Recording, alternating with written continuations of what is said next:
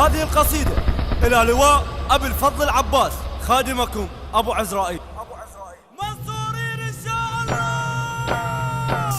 عباس علمنا العزم يا جد نذنبكم ثاني. علمنا العزم يا جد نذنبكم ثاني. ما معلومة يا ساعة الطق، يا ساعة الطق ما معلومة.